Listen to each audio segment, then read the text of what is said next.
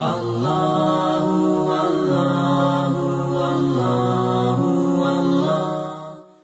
نماز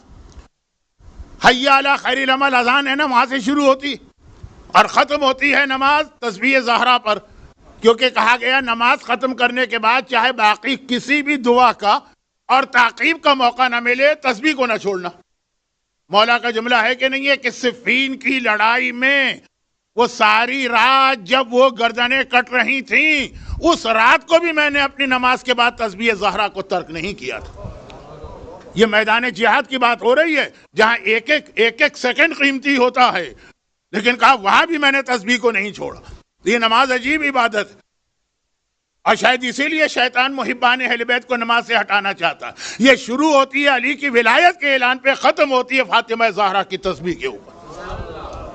علی اور فاطمہ کی فضیلتوں کے بیچ میں اللہ کی نماز آتی،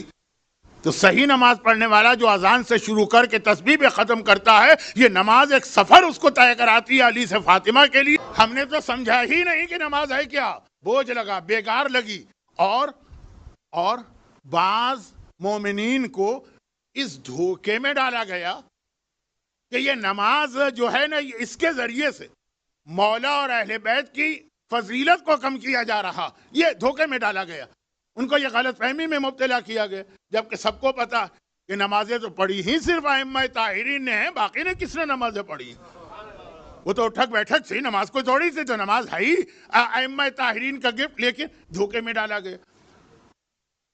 لیکن جیسا کہ میں کل سے اب تک بتا رہا ہوں کہ ولایت علی کو نماز سے کہیں الگ ہونے ہی نہیں دیا گیا، دونوں ساتھ ساتھ، چاہے وہ ابراہیم کی دعائے امامت و دعائے نماز ہو، اور چاہے وہ حی علی خیر العمل کے بعد نماز ہو، چاہے وہ معراج کے ساتھ، اور بھی بہت دلیلیں ہیں لیکن اب وقت نہیں۔ یہ ہے نماز۔